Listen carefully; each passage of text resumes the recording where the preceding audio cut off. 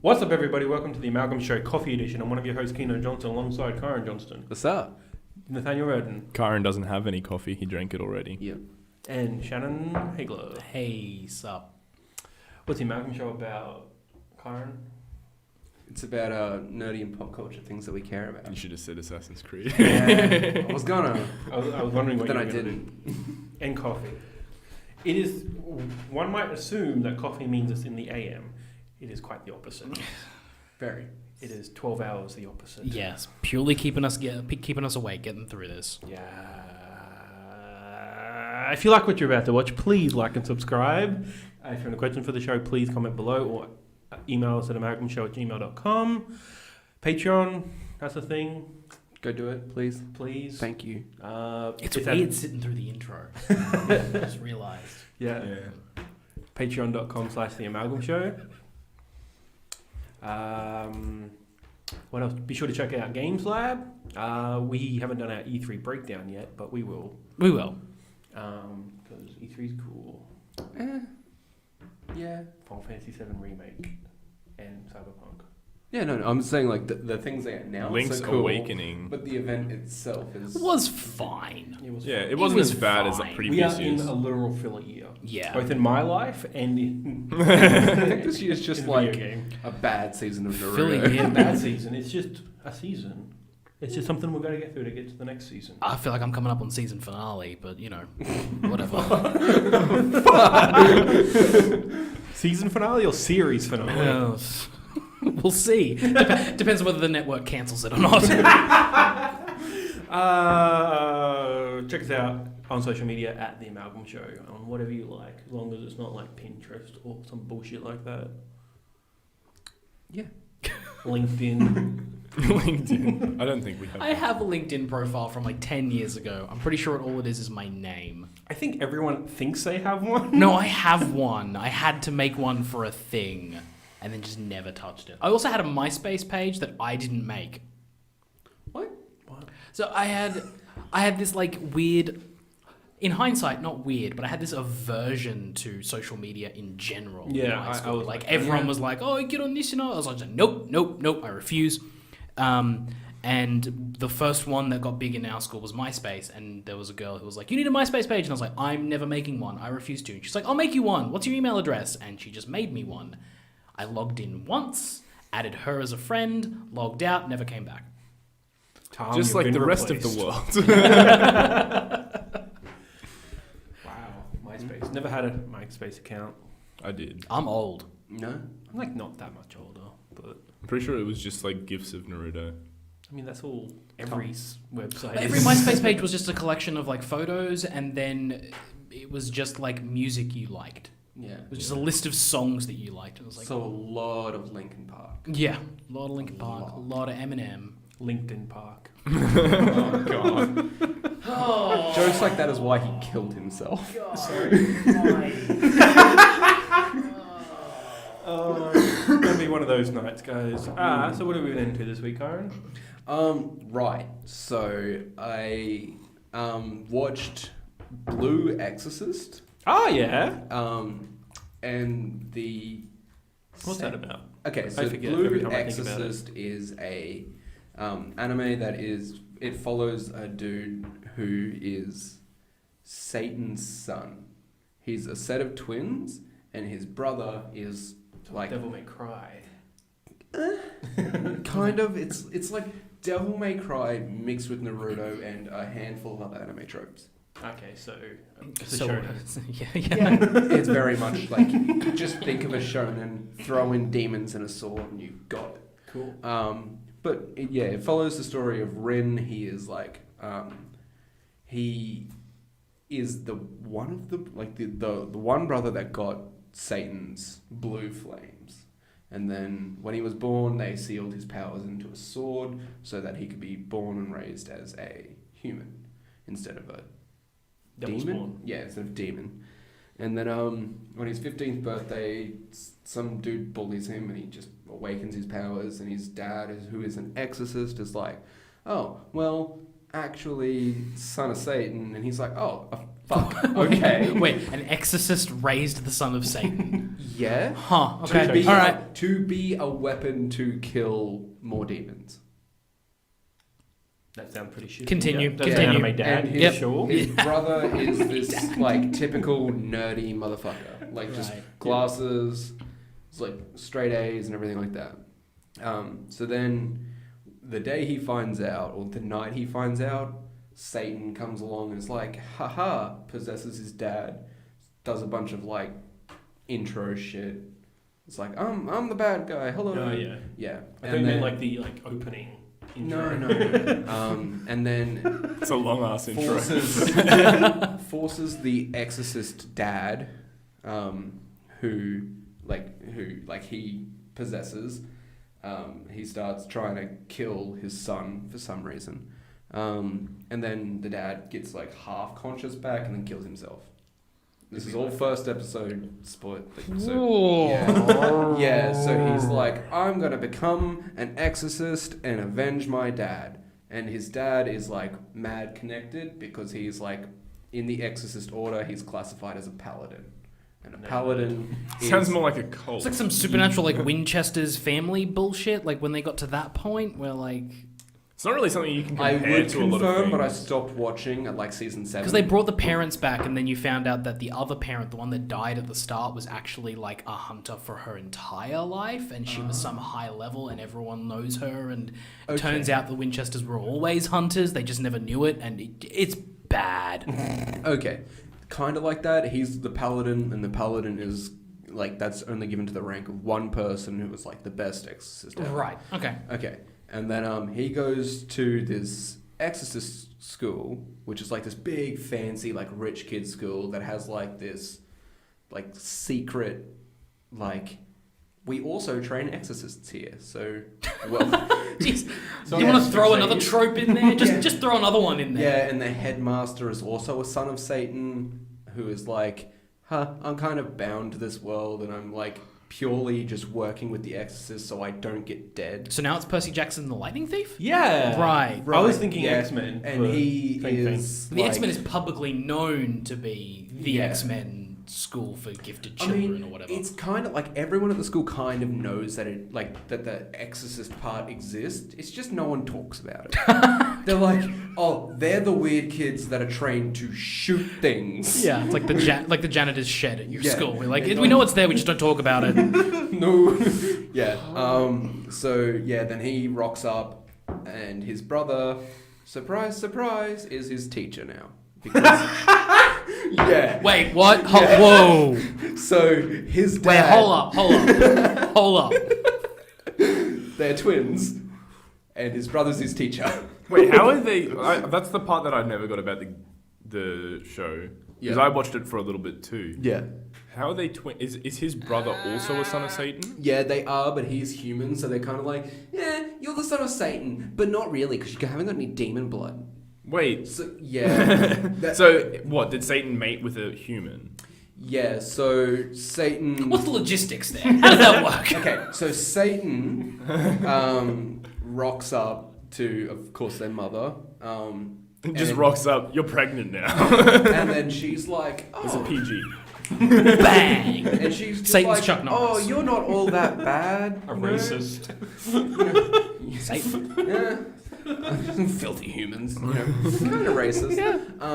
Yeah, and she's like, oh, you're just lashing out because no one likes you. And then she like befriends him and it's like, oh, well, I imagine a world where the demons and humans will live forever. And Wait, it's- just skip to the twin part. How are they twins and yet one is teaching the other? How did that happen? Okay, so they're twins, and because he is a demon, the dad wanted to distance him from anything to do with exorcists, really, Or demons, I guess. and demons and stuff, because he was hoping that just he would never have to come to it. Right. But there's I forget what the word's called, but when humans are injured by demons, it leaves a mark that you can now see demons. Mm-hmm. So when his brother was very little, he hit him. Mhm. He got, and now he like, started seeing demons when he was like very, very young. Right. So his dad was like, "Look, you can see them. You know they're real. You can either be terrified of them for your entire life, or I can train you. And he was like, I'll do that. So the entire time that this kid's just growing up being a fucking delinquent, not going to school and everything like that, he's been training, like his brother's been training with his dad.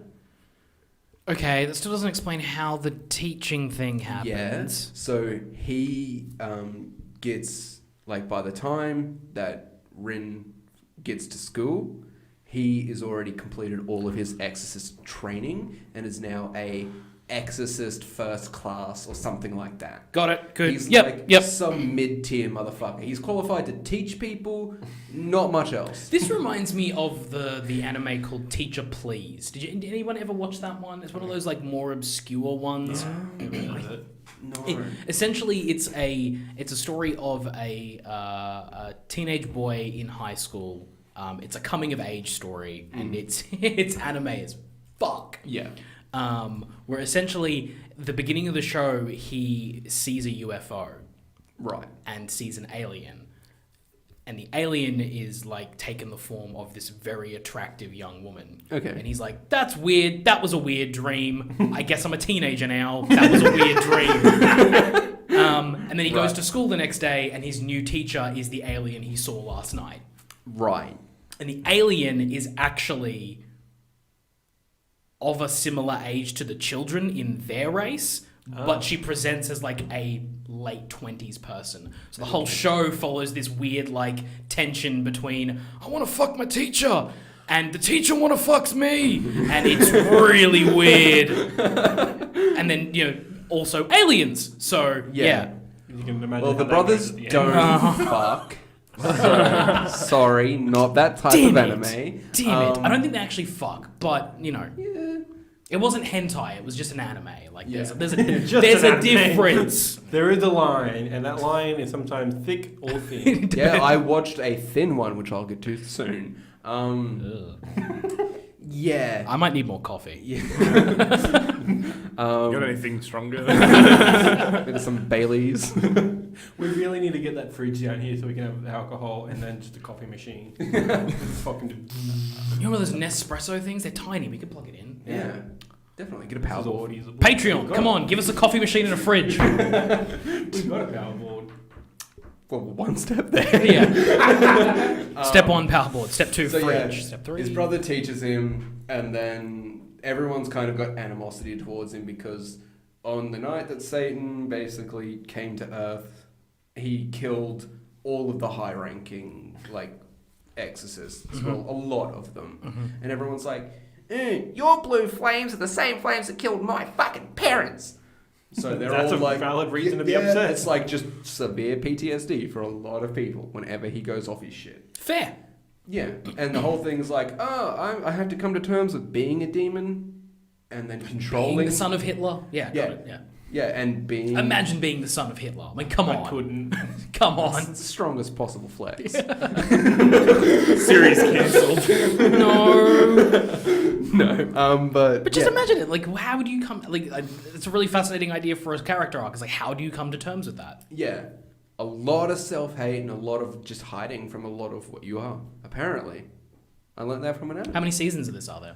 2. Okay. They're like, I think they're like 25 episodes. And you've watched them all? Yeah, so I've watched... It's very weird. The second season isn't continuing from the first season. It's like a mid-season filler. So it goes... First season... So it's an anime. There's an event that happens on episode 17, and then season 2 takes place between 17 and the episode 18. That's what I could put together.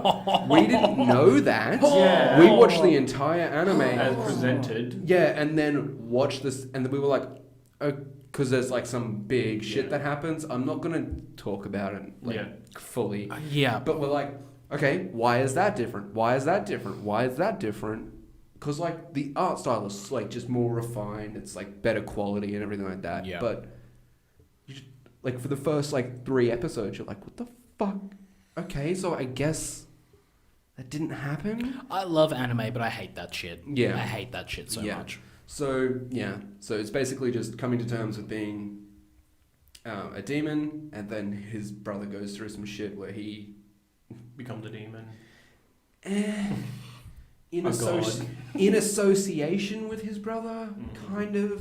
And there's a lot of like power struggles within the Order of Exorcists. It's pretty good, but like Is also, it fight scene heavy or like political drama heavy? it's less on the political drama and more of the this is objectively bad. Right, but like in terms of actually visually, like Yeah. on a scale of Death Note to Dragon Ball, It where is. am I? It's Good scale. more leaning to like Dragon Ball. Okay. Because the whole thing is he only really activates his demon powers. Like he looks like a demon outside. He's got like pointy ears, fangs, and a tail, and he just tucks his tail down his pants because people aren't allowed to know because it'll cause weird shit. It's not Dragon Ball Evolution. No, it's watchable.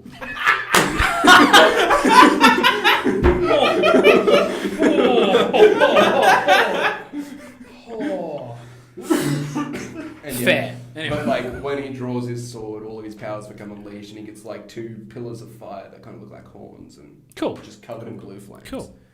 But yeah, That's why he's the Blue Exorcist. yeah, you got it. Ah. Yeah, literally, that was like in the second last episode. Like this guy is just sitting on this floating chair, watching him battle Satan, and he's just like, the Exorcist to like a demon fighting demons. He shall be known as the Blue Exorcist. And you're like, oh fucking course, you had to do that. Good. Gotta have your Avengers Assemble moment. Yeah. Gotta have it. That's Yeah. like one of my favorite parts of Full Metal Alchemist is that everyone thinks the big brother, the little brother's the Full Metal Alphonse. Alchemist Yeah. because he is Fully metal. but that's not what he does. No, he's I Full love Metal that joke. Jacket. Sorry? He's Full Metal Jacket. No, that's a military movie. Okay. I guess it has John Cena in it. No. Sounds like a movie you would do. It's way older than Yeah, that. like a 70s movie. Yeah. John Cena was probably not born. Probably born, like... Maybe just born. Probably 6. Maybe.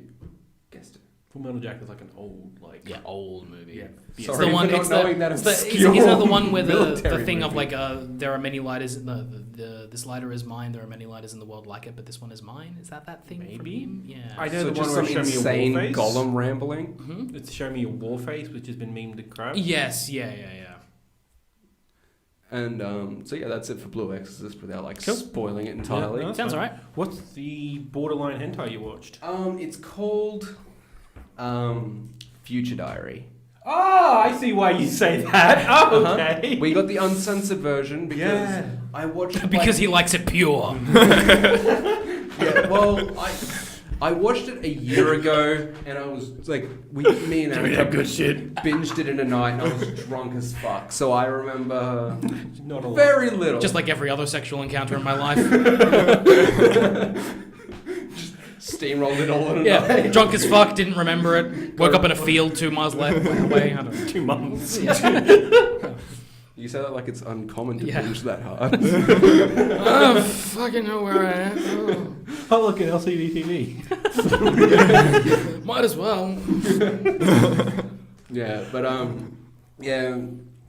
Sorry, like Annika calls it by its Japanese name. Mirai Nikki. Yeah, Miraniki.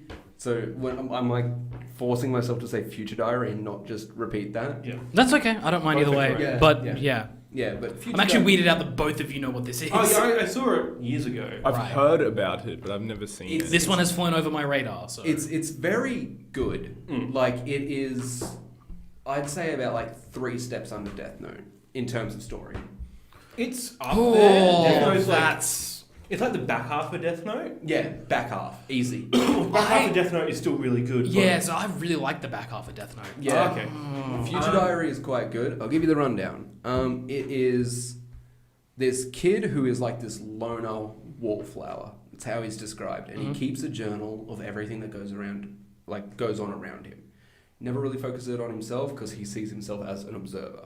Right. So when he goes home, he has no friends, so he gets under a blanket and he talks to his imaginary friend, who is the god of space and time. I'm in. All right, let's go. And then the god is like, hey dude, what's up? And he's like, oh, just keeping my journal. He's like, interesting. Well, I could do something to maybe enhance your journal. And he's like, cool, sure, whatever. And he wakes up and he's like, wow, that was a weird dream. And then he looks at his phone, which is like this flip phone, and it starts telling him what happens in the future. At like however often he does it. Like his journal is his phone. He's logging everything on his phone. Yeah. Okay. So he's like just grinding down his key things. And then he just like, oh, that's weird. He wakes up and he's like watching TV and he's like, oh, I saw that like on my phone because there was like some bank robber that killed someone or something like that. Right. There was like a local serial killer that struck again. Yeah. And that ran through his school to get away.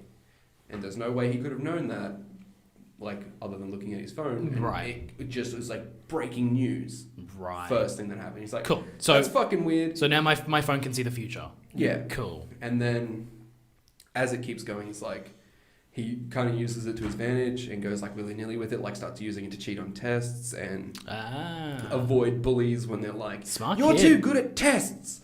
And he's like, ah. And there's one other really weird fact is he's really fucking good at darts. I forgot all about that. Oh, it's important for some reason. I love that. How long is this anime? 26 episodes, I think. 28. Oh, Just one season? One season alone. Cool. I think they did a new season. It's called Redial. that's a OVA. No. There's a full like actual other season now. Yeah, very weird. I think it's just like gets into alternate timelines and stuff like that. I was gonna say, so how far down the time loop do they go? Okay. Okay, so yeah, Because like the whole like seeing the future, breaking it, like Yeah. does him doing different things on the timeline change the way the future maps? Like does definitely that's kind of the whole point. So can he always? Man, I'm gonna have to watch this. I think. Yeah. Because like, can he always see the future through his phone, or if he does something differently, does it rewrite and he can't see it then? Or Oh, so if he if he like does something different, or someone else does something different, his phone will go and change, and he'll get like an updated script. okay, cool. Right. But yeah, so he starts doing that, and this girl that's like obsessed with him and stalks him has a See, now we're getting to the good stuff. yeah. So basically, there's a contest to become new god of space and time because he's getting too old and dying. Whoa. So to save the fabric of reality, he just came up with this thing. He's like, I'm going to do a game. I'm going to give 12 people each future diary. So there's 12 people with each diary. I like this. It's kind of like a Hunger Games, but all across Japan. Yeah, no. This sounds like my He-Man. Yeah. Kind of. Yeah. I've seen And that. then so this girl keeps like 10-minute intervals on him. So she always gets future notes of 12-minute intervals On him, specifically. on the main character.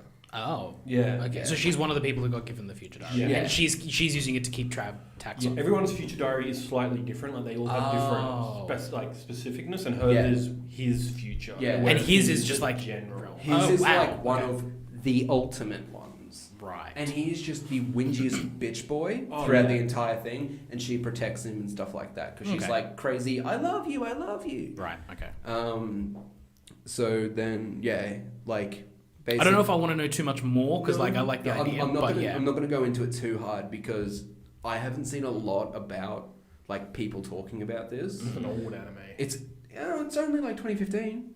It's older than that. I watched it in 2014. Okay, It well, was like it's 2007 at that point, I think, or something like that. well. Maybe they've iPhones- done a redone or iPhones were out at that point. iPhones were out. I know that because there's an iPhone in the anime. Okay. Yeah. So, so basically with that, it's like a game of chess. So each character all know that like each one that they, to save time, they like basically don't use their first names or last names. They just call them 1, 2, 3, 4, 5, Right. 12. Yeah. And if someone else does something to counteract the other person's note, they'll get their diary. They'll get a thing that comes up that says dead end, and that's a thing that's like you're going to die if you don't do something about this. It's also the name of the theme song, and the theme song's really cool. That's the second theme song. Same thing. But yeah, so basically, if they don't like counteract and move and stuff, they'll die. Yeah.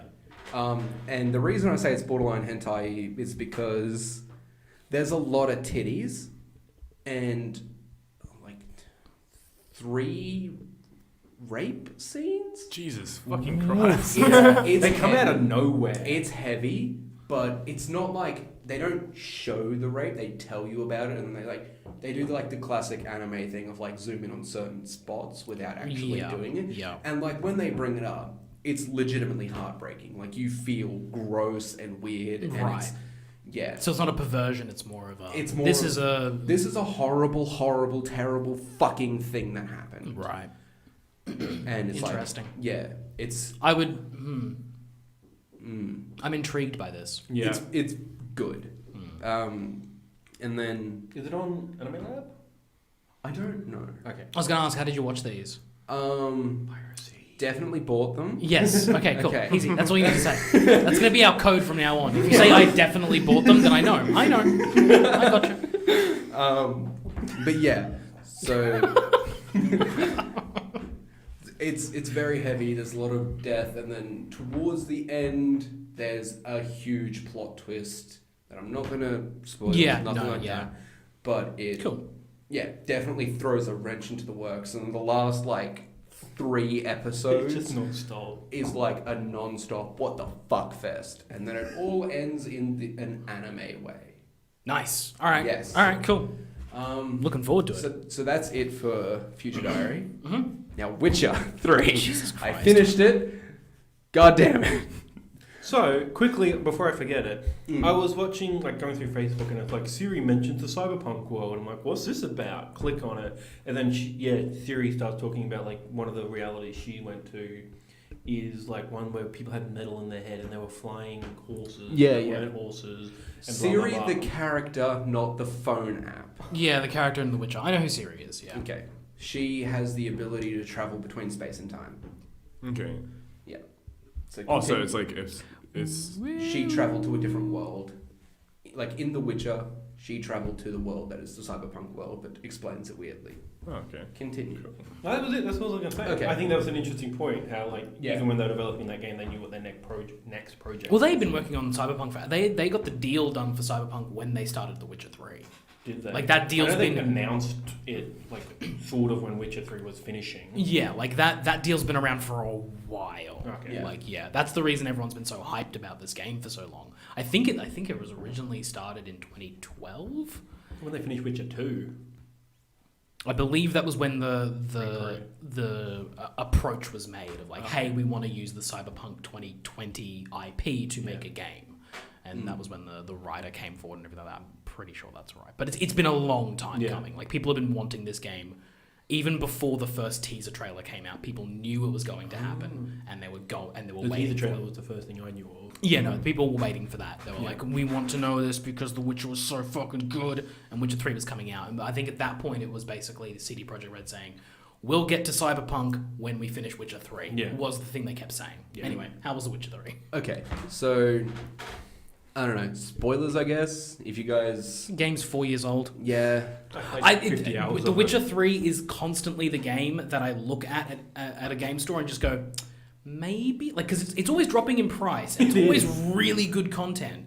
And I know it's good. And one of my friends has put like 400 hours into it and says it's the most amazing game ever and I should play it. yeah. And I always stare at The Witcher and go, is this the time I'm going to pick it up? And I never do. I just never do. I'm never going to play that game.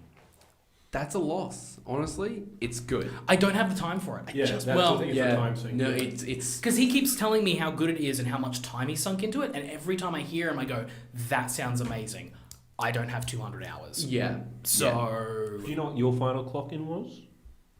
I didn't pay attention. No. Usually, whenever you save it, it should tell you. No, I'm not looking at that. I'm looking at the fucking Is it done the yet or not? sword going through things. Yeah. yeah. Okay. But yeah, so I got the worst possible ending. What? Yeah. I missed 2 quests by accident. I missed the quest where you go talk to Yennefer when she's on some fucking mountain. Oh. Yeah. So I missed that Even one. I did that. Because I was like, I'm going to go do that. And I forgot about it. I was like, oh yeah, I'll do that later. I'm going to go upgrade some armor. And then I was like, oh fuck, I'm right next to the main story quest. Did it, and it was like, failed. And I was like, fuck, okay, shit. Oh, fuck. And because I was specifically going for her instead of like the other sorceress, I just basically ignored her. I was like, fuck off. Yeah. I want this one. So I fucked that up, and I was like, oh, well, that's not too bad, whatever. And then as it kept going, I got to the end, and apparently I said something wrong to Siri. I was like, you don't have to be great at everything. And apparently saying that means she fucking dies. That's the weird thing about video games. It's like, fucking, I remember Life is Strange. And it would like say something and it's like, that was a bad thing. It's like, what? What the fuck? Why was that bad? I thought it was being nice. Apparently, because I went online and because like I was like, I wanted to go into it blind because I knew there was multiple different endings. I was like, let my choices be. And good way to work it. Yeah. And I like looked it up and I was like, okay, so apparently I should have said, I know what will cheer you up, and went and did a snowball fight. Apparently that would have saved her fucking life. Instead of going, you don't have to be great at everything. I know what will lift your spirits, and go fucking drink. Isn't that what video games are weird? Isn't that what you do with your friend when they're being like big depressing times? Like, video games are awful. Shut the fuck up. Stop thinking. Time to go drink. You don't have to be great at everything. Fuck off. Yeah, no, that's weird. That's super weird. So she died. Witcher, best game of all time, my ass. And then I got a quest that I didn't even notice popped up because I bought a bunch of like diagrams. So I was just waiting for like a full because whenever you buy stuff, it's like, this was added to your thing. This was added to your thing. This was added to your thing. And I was like, okay, whatever. Kept going. And then it was like, failed this quest. And I was like, oh, I don't even know what the fuck that quest was. I don't care. And then played through it. So does it add quests to your thing and not tell you that you've got quests to complete? Yeah. Oh, no. Fuck that! No, it does tell you. It tells you. Okay. I just wasn't paying attention because, like, say this is the screen, right? Yeah. Health bar's up here. Shit's floating around They're there. the Mini-map. HUD. And then right around here is where like new additions to your inventory, quest tracker, and like your crafting and alchemy stuff. They've shoved a lot of stuff into one place. It kind of just like pops up translucent, and it's like. And which is one of the first games that start doing the smaller text if you don't have a 4K TV. Yeah. Which sucks. I don't have to like. I'm not really worried about that. Like I sit from like maybe where the fan is to where the camera is, and I can see the text perfectly. Yeah. What the other thing I could say? And I know The Witcher, like the version you and I've played, is very different to the launch version. Like they've completely redone the HUD. My friend Zach, he was watching me playing. Like this looks completely different from what I played. Yeah, they've done a lot of tweaks. I'm like, cool. Like they just fixed the HUD like for whatever it was. I'm like, I don't know what it was. I think probably more PC focused, maybe. Yes. Yeah. I mean, like made it console friendly. Because I was watching like. Because I would get stuck or not know where to find a certain crafting ingredient or something like that. So I just look it up on YouTube, and people were going like looking and like going to their books section. I was like, what the fuck is this? Like the pause menu is entirely fucking different. Oh yeah, I see what you're saying. Yeah, because there's like each tab and tab and tab and tab and tab. Yeah. It's what like the original used to be. Now it's all like condensed. Yeah. Yeah. So, I was So basically. I got my daughter killed. I burnt my bridges with every love interest. I didn't do a quest that would stop the people who want to kill every non-human and witch and sorceress and herbalist and alchemist and anything that's remotely just not just normal human.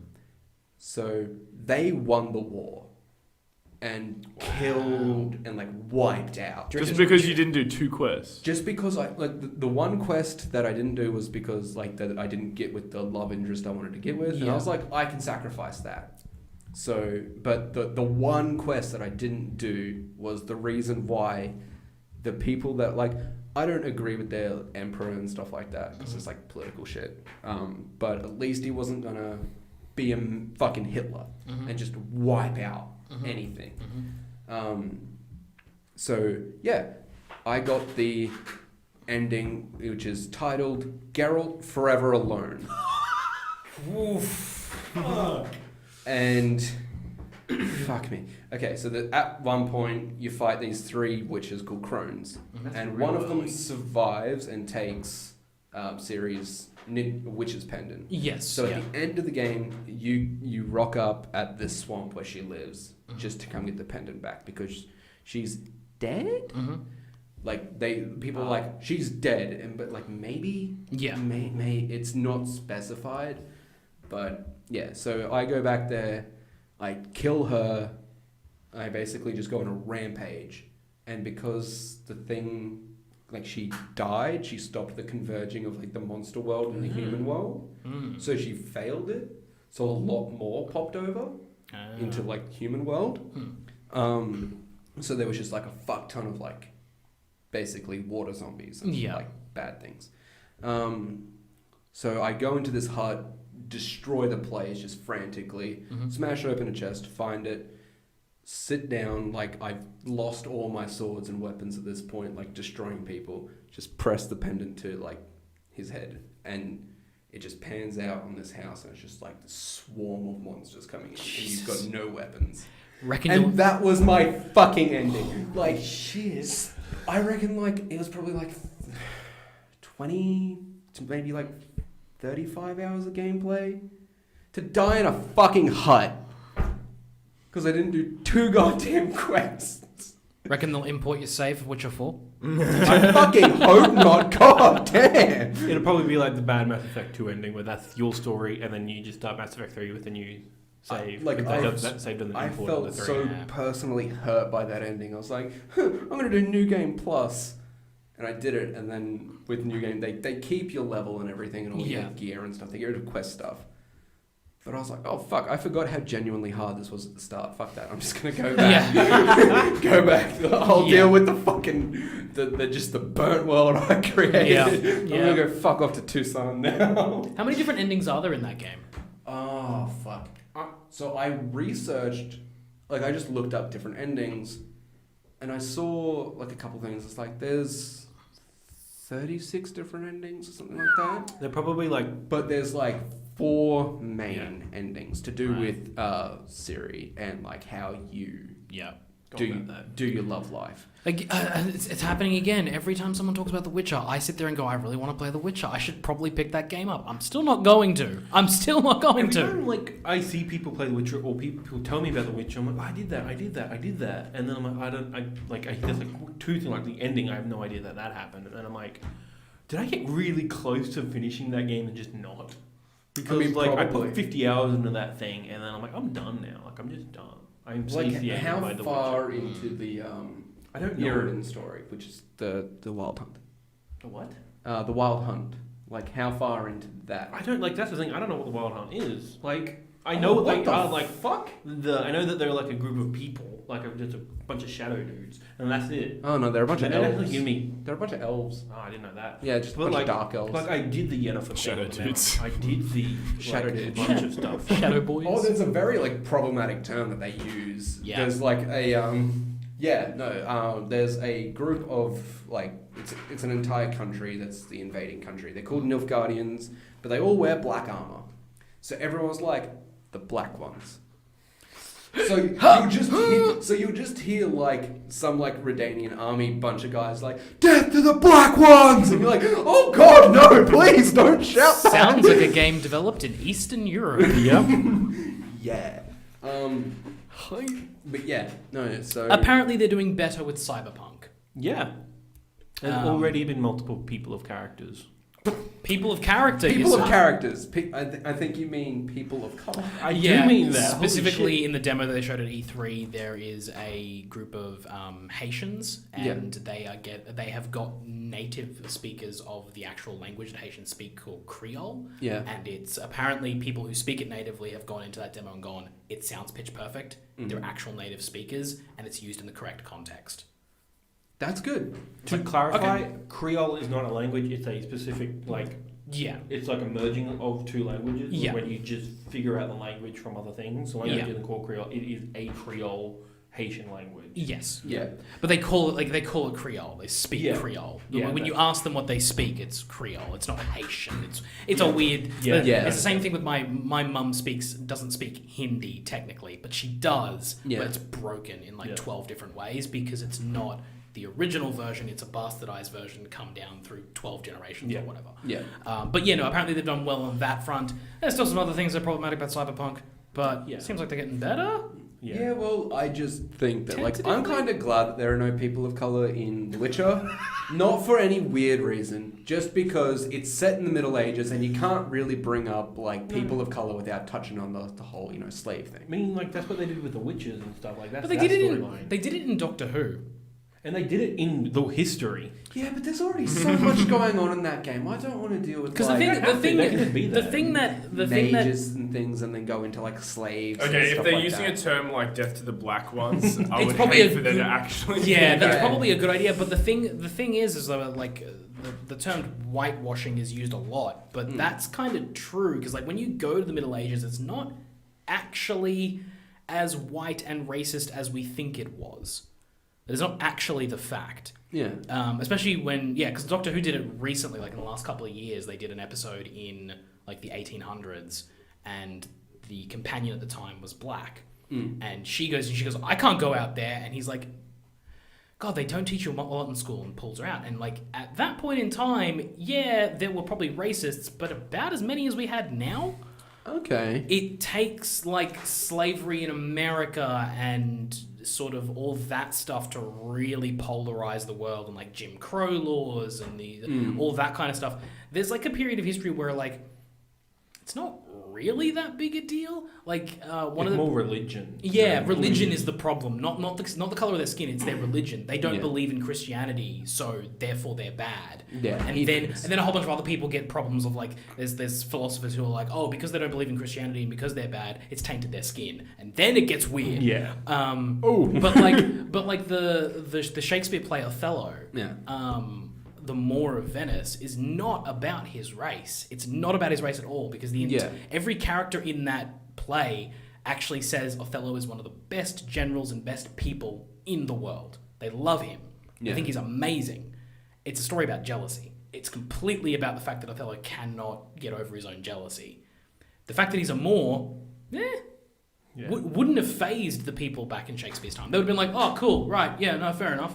Yeah. But we see it differently because Like the world's fucked. There were also black Vikings. People went up the trade routes from Egypt to Northland, and they just there were black Vikings. Then there's just a bunch of there's always been migration, and that's just how it's always been. Like Europe just wasn't white forever. Yeah, racists just don't like to think about it because it ruins their perfect picture of the world. Yeah, where they're like everyone was white. It's like no.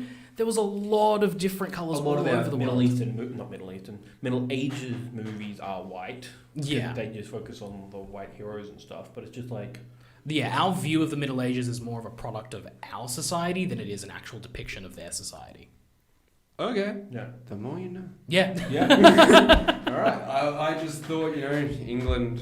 But I agree with you, based having... off of, France and hybrids. But I agree with you. Having black people in The Witcher while people are yelling death to the black one could probably be more problematic than not having them in there. That's weird. Or maybe just don't say that term.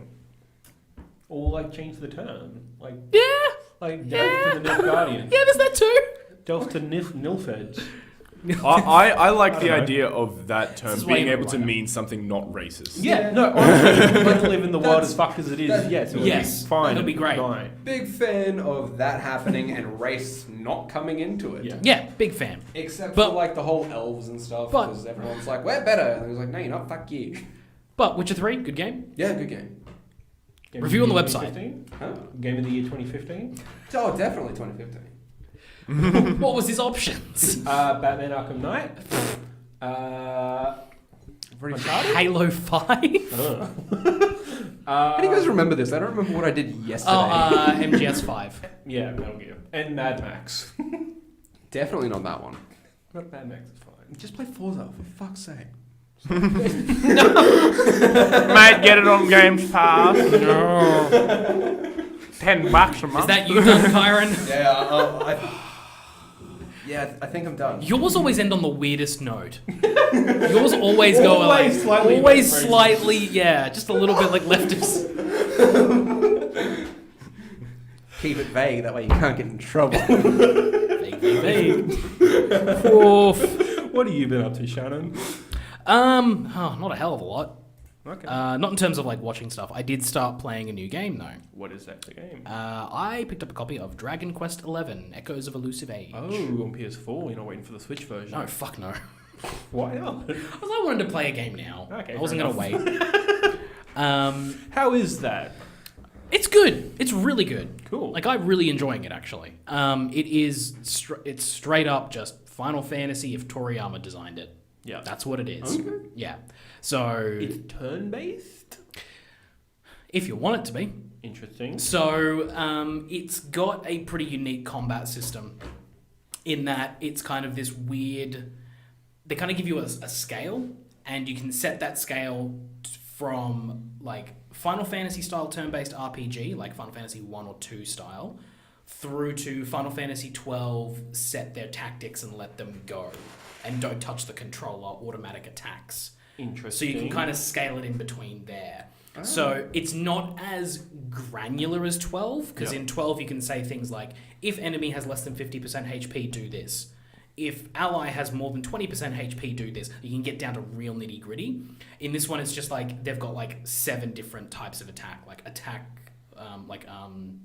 Like fight ferociously, fight smart, well-balanced, defensively, healing. Like you can just set one of those. Yep. So you grab a character, you set that, and if you set that, they will just attack automatically as their turns are given, and they will do an action based on whatever you've told them to do. Okay. Then you can also, so depending on how you want the game to feel, battles are encountered randomly, not randomly, they're in the enemies are spawned in the open world, like a 12 or a 13, and you run up to them, and when you walk into them, battle starts. And they put this little circle around the battlefield, and if you've got them on freeform fighting, they will run around the battlefield and do all their attacks, and it's kind of like 3D animated, and you can swing the camera around and have a look at the battle, and distance doesn't mean anything, it's just kind of neat to watch. Yeah. But if you set them all to follow orders, which is the final style, then it does push it into 2 lines, enemies, friends, smack, get back in line, smack, get back in line. Like it just turns it into an RPG. Yeah. I've set them to that because I prefer it. Because I tried to, they don't tutorialize any of this, by the That way. checks They out. don't tell you any of this. Yeah, that makes sense. I just went into my first battle and was like, why is he attacking automatically? This seems odd. A quick side note, I started playing 12 and they over tutorialize like, hey, when a person's over when the thing over someone's head, press A. I'm like, I get it. Just press A all the time. And then like as the battle starts, you're like, no, go. I'm like, what the fuck? Yes. Yeah, continue. And so then I just went like, okay, I kind of like read the screen and was like, I need to press that button. I go, oh, okay, here's a menu, and I set them all to follow orders. So it is, while I'm playing it, it's just a straight up RPG. Yeah. Character design is great. It's Toriyama. They look really cool. Every time I see a Dragon Quest game, I'm like, oh, he's just reusing the same hair like styles that he's been using for the last 20 odd years. Pretty much. Like, I mean, Trunks has green hair. I mean, there's a straight up like the first companion you meet is just straight up like Goku hair, but blue. It's just an artist's signature, though, isn't it? Yeah, I mean, but it's weird because it's like I said, it's basically a Final Fantasy game. Like when you set it to that RPG style, it's just a Final Fantasy game, but like it is like Toriyama is all over that fucking thing. Yeah. Like straight down to what they like their version of the limit break system. Because it's called PEP. Mm-hmm. And it's an invisible meter in the background. Every time your character attacks or is attacked, the PEP increases. And then when the PEP reaches its final full meter, whatever that is, because like I said, it's invisible, you can't see it, they will enter PEP state.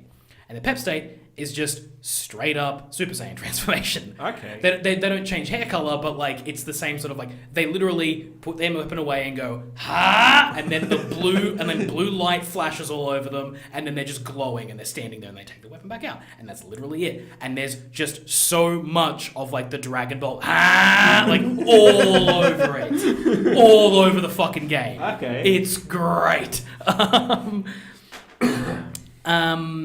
I've gotten Veronica, Serena, Eric, and Sylvando. Those are the 4 I've got so far. And then I think there's 2 more that I need to collect.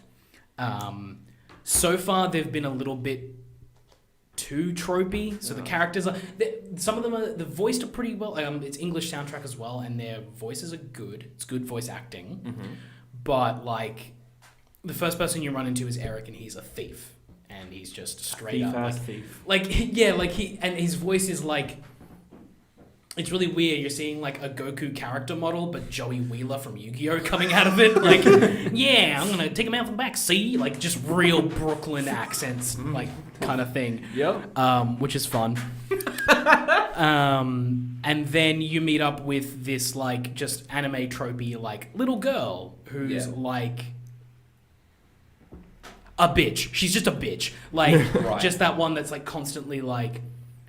You're stupid. You're smelly. Why are you such an idiot? Like Sakura. Kinda, yeah. Okay, like, cool. like basically every character you meet, she starts off being like, "Well, what do you mean? Like, why are you telling me this? You're an idiot," and like doesn't really give anyone a chance. And then the second I just got the newest character Sylvando, the second he lets on that he might be a millionaire, she's like, "Oh, well, aren't you?" Like, shut the fuck up. So she's really annoying. There's only an interesting storyline thing where she has a twin sister, and basically they're the mages. Her sister Serena is the white mage; she does all the healing, and she is the black mage with all the offensive spells. But when you first meet her, she's like a 7-year-old child, and you're like, "What the fuck is going on?" And then you meet her twin, and she's like, I don't know, mid-teens, early 20s, and you're like, "What the hell?" And it turns out something happened which caused Veronica, the small one, to de-age. She got her powers drained and then she shrunk and de-aged. And so you get her powers back, but she stays that size. Okay. So you can kind of differentiate between the two because they're twins. Okay. Serena is a lovely character. She's so far been my favorite because she's just that like gooey, sweet, lovely, completely like just 100% good person. Like yes. Everyone else can shut the fuck up. But you good. Sylvando's a jester. He seems fun, but again, a bit of a caricature. So he dresses everyone by going, "Darling." And it's like, okay, all right. Yeah. I'm going to get real sick of you real quick. Like if Kefka was like a party character. Yeah. The most frustrating thing so far about the game is that it is entirely voiced. Oh. The cutscenes, unless it is a like pre-rendered cutscene, force you to X through the dialogue, which I hate. Like, I want cutscenes to happen so that I can look at my phone, but I have to like keep paying attention because I have to. And the voice acting feels slow at a certain point. Okay. So like I can read the text quicker than they're speaking it. Yeah. So I get to the end of the thing and I'm like, shut up. Like, let me just get to the end of this. Yeah. The only other part is that they let you name the main character, the Luminary. Okay. Yep. Very Tita situation. Yes. Your character is unvoiced the entire time. Excellent. He literally just makes grunts. So you get some good, but that's about it. So very much is like Xenoverse. Yeah, that's so. It's so frustrating because I was like, because the opening cutscene happens and this girl's talking and I'm like, oh well, I'm not saying a lot, but that's really interesting. I'll just maybe I don't say much for a little. I mean, there's nothing she was saying that I would respond to. So like it made sense. Nothing's wrong with a quiet character, but a silent character, you're like. And then it goes through, and then it just gets to the point where you're like, holy shit, I'm never going to talk. And it's just constantly like characters talking around you and you just going like, and just no voice. And then like when you do go to do something like, oh, we have to go talk to this person, you hit the X button and it just says down the bottom because I used my name because fuck it. I'm not good with names. But it just says like, Shannon explains the events to this person. And you're like, really? Come on. Like you voiced the entire fucking game. But you couldn't find the voice like the voice actor's there. Clearly, you gave him grunts. Why have you not voiced the dialogue for him? Yeah, it's really frustrating. It's like the biggest problem I have with it. Is that can you customize the main character? No. Okay, if it was that, I would be more on board with that idea. Or even like opposing sexes for the character. The worst part about it is that very early on in the game, you do a little bit of time travel and go see yourself as a child. And they voice the child actor of yourself. So you can speak. You know you can speak. You just don't for the entire length of this game, apparently. Which is like 100 hours. Yeah. Who knows? I'm like 15 hours in. What they don't show is like 5 minutes after you do the time travel and like come back to the normal time, he's just like, I'm taking a vow of silence. It's so frustrating. Like his dad just really mad, just shut the fuck up. Okay. Never speaks again. But the game itself is really good.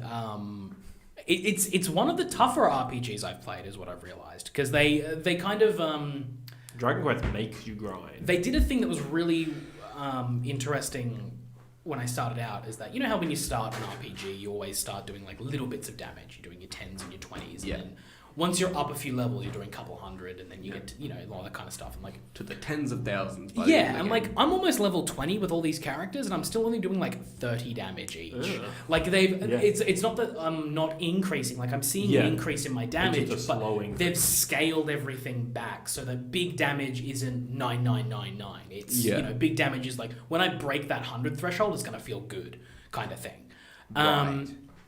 Every battle is somewhat challenging, not just the boss battles. The boss battles are challenging, but every encounter has that possibility to just fuck you up.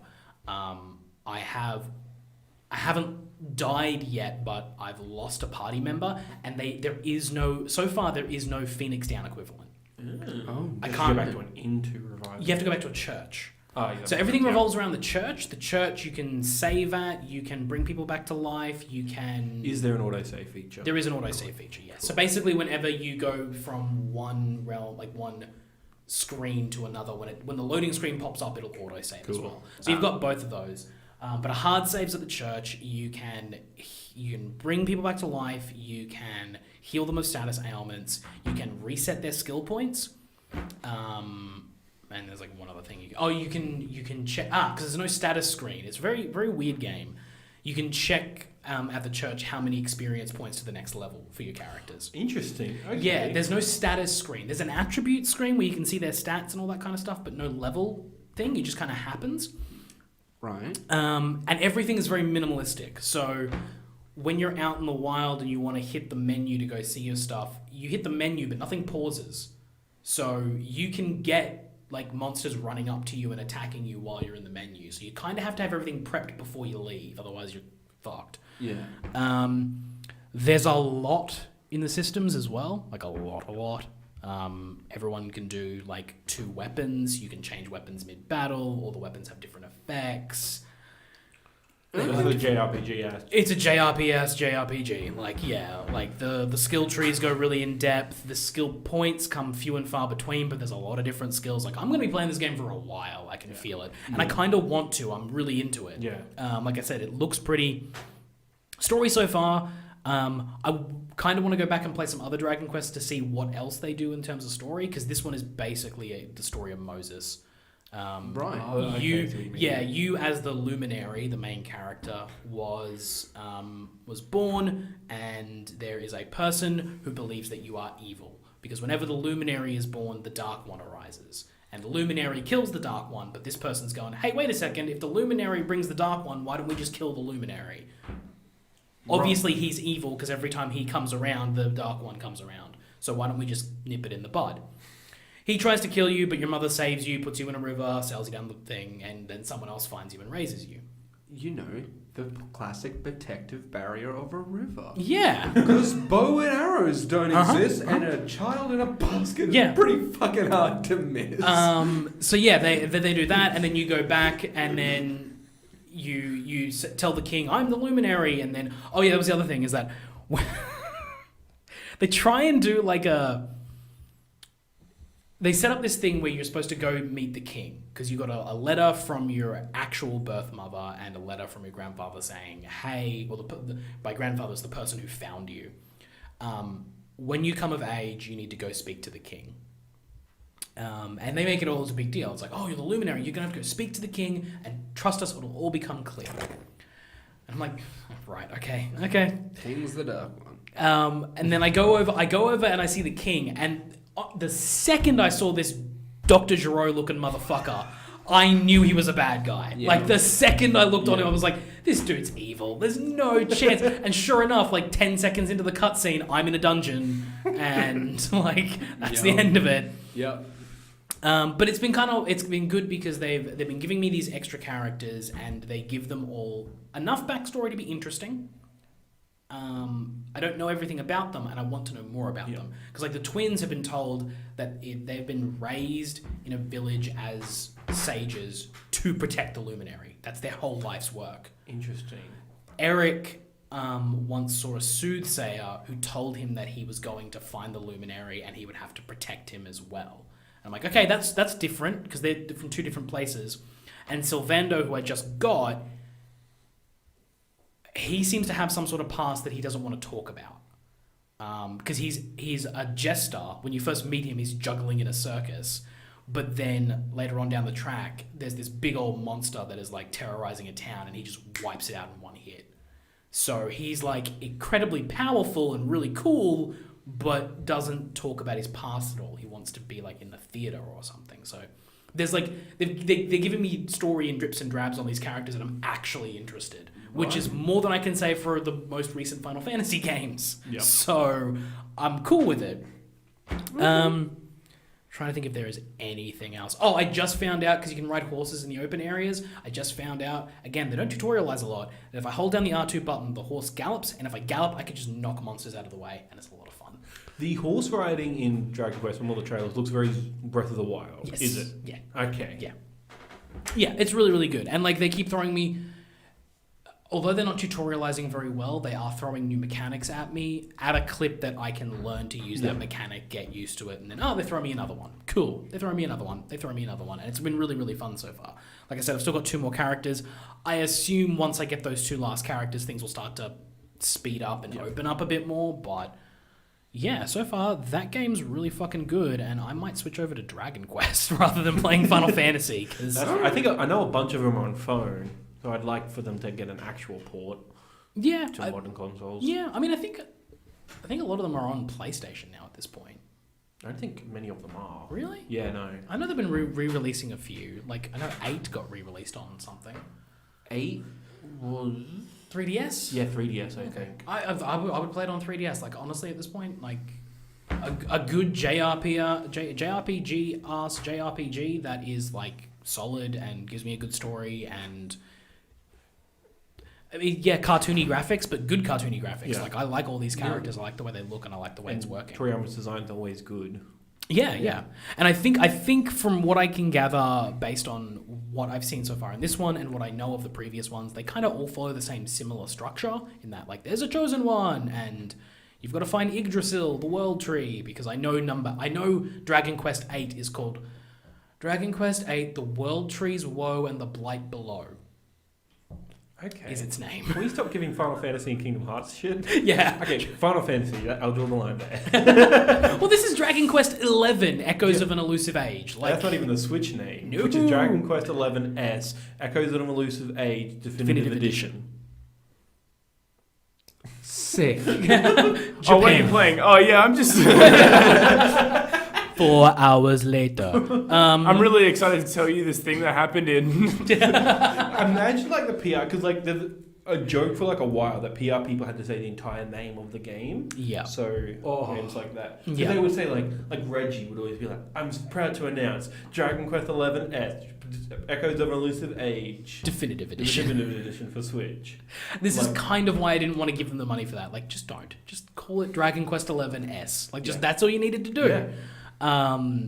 But yeah, the game looks really pretty, runs really well. I got no problems with it. It's been a lot of fun. Cool. That's literally all I've been doing. That's why I'm excited for it to come on Switch, so I can just play it in bed. Do that with Move a TV into your room. the remote play. Just fall asleep on the couch in front of your TV. Like, why do I have to move shit? Because other people live in my house. Because I have been blessed with a shit spine and I can't sleep on fucking couch. Pretty much it, So yeah. that- I've been blessed with a shit spine too. I just don't give a shit anymore. But that's been me, yeah. Okay. Nathaniel? Not too much, but I did rewatch all of the Harry Potter movies. Okay. How did you find those? I've watched the Harry Potter movies as they were coming out, but I was very young, so I wasn't really understanding much. And the second time I watched them, I was in high school procrastinating over a maths A assignment. Shout out to Math A. I watched the entire series to procrastinate over an Was assignment. Maths A that bad? No, I was just lazy. Yeah. And Shout out to a CD average to get you through. Pretty much. I love CDs. Blu-rays and Still Compact disc. Let's talk about it. Let's go. I still remember the time where we were doing the graphics assignment at your house, and we ended up buying Fallout 4 instead. Core. Yeah. Oh dearie me. Anyway, Here's how not to do graphics, children. But it had good ones. Fuck off. Fallout 4. Fuck off.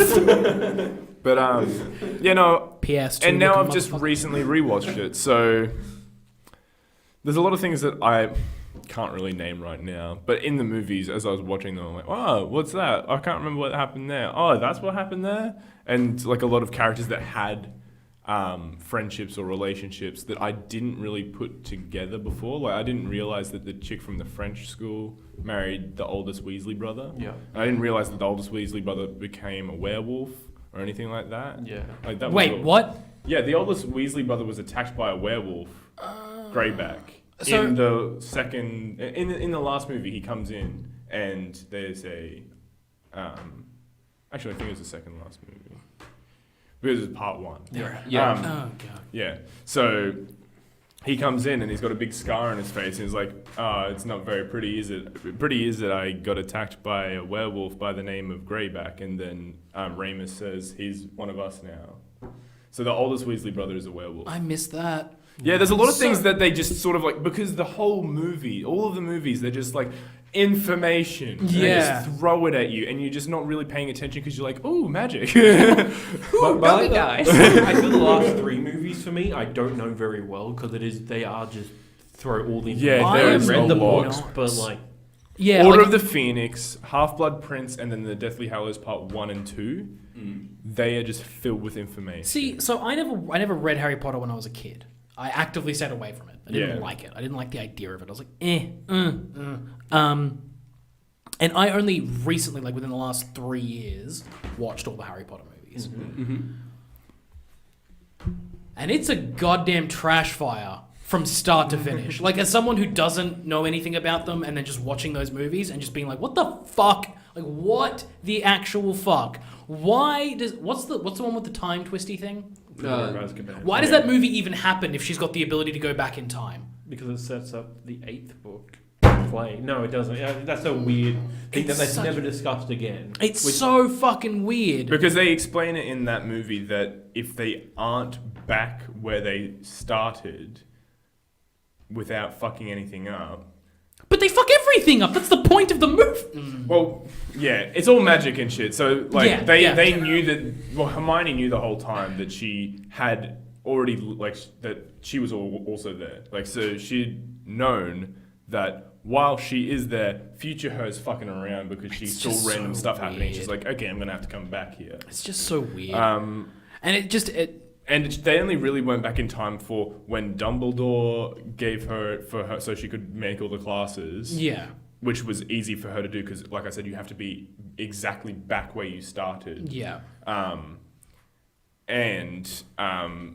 When Dumbledore was also like, yeah, you need to go do this. I don't think they would have fucked with time if Dumbledore wasn't like, you need to do it exactly this way. Because they would have been like, I'm going to kill everyone. It just seems like a MacGuffin that solves everything. Dumbledore needs to be in like a home of some sort because don't they explain that like, oh, you know, if your past self sees your future self, like reality will crumble or something like that. Yeah. It's not good to do. He gave this fucking like 13-year-old a potential time ender. I don't care how fucking responsible any 13-year-old is. Yep. As soon as their friend goes, oh come on, don't be a pussy, they're gonna be Yeah. like, I'm not a pussy. And they'll also do in it. the book, isn't she like 10? Like they're They're not. still 13 in that book, Oh, yeah. are don't they know. still 13 in Yeah. that? Oh, I guessed it right. Well, doesn't it start at 8? No, they started at 11. Yeah. No, they started at 10. They get 10. I thought they were 8. When they hit 10 years old, they get their letter to Hogwarts. It's 11. It's his 10th birthday. Yeah. I'm not. I'm Fuck if I care. Pretty sure it's 10. Yeah. Anyway. But the thing that you were saying it's, about like it's all magic and like they explain through the whole thing that magic has consequence and some like magic isn't what it seems. yeah, see, and that's the other thing is all that that shit. for a series about magic, they don't do a lot of magic. They do a like- shit ton in the last 4 movies. In the last 4 movies, there's a lot of Because magic. the prequels. But like, it's all the same magic. It's all just the same spell over and over again. Yeah. Like, I just don't was see... very surprised because I thought the same thing, but then when I rewatched it now, I realized that they use a fuck ton of different spells, but they all do very similar things. Yeah, they all do the exact same lighting effect and shield promo. Like, that's it. That's all it is.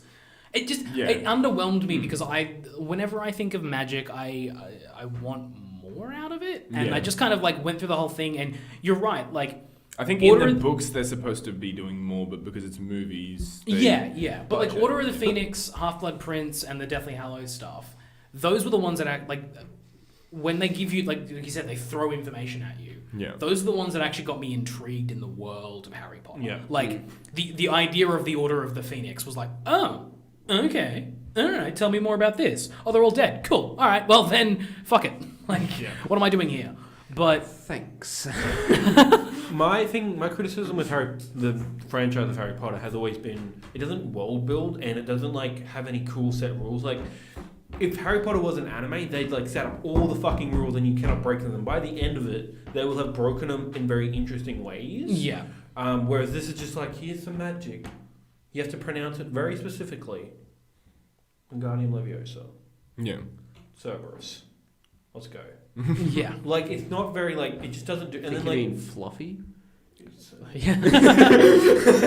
Asshole. But, like... and then the world is all focused around Harry Potter, because that's the name of the thing, but it just... As opposed to something like a Star Wars or a Lord of the Rings, it doesn't really...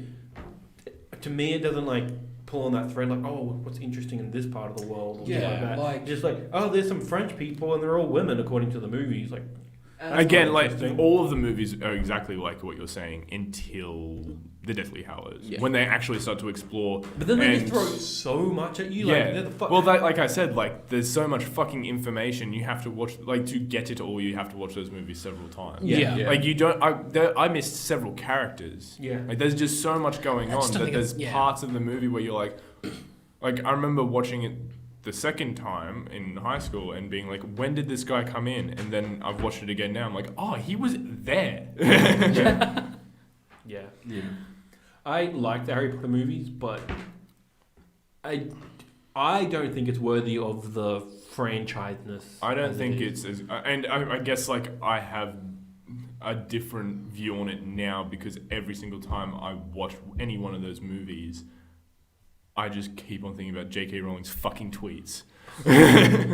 And all about how she just like, oh yeah, I'm just rewriting. Heads up, you're gay now. Yeah, pretty much. Yeah. Yeah, the whole thing, like, and my whole gripe about that is if you're going to do that, write a book or do a short story or something. Don't just be like, oh, Hermione was actually black.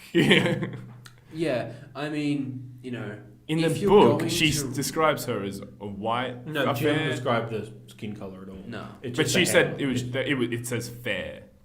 It says fair think it does. complexion. Yeah, but the other thing is that Hermione's also butt ugly in the book. Yeah, Mm. but you can't do that for her. Of course not, it's Hollywood. Yeah. Yeah. What the fuck are we talking about? What is Harry's scar is meant to be like a scar. It's like a cool little N on his forehead. That's all it is. Yeah. Yeah.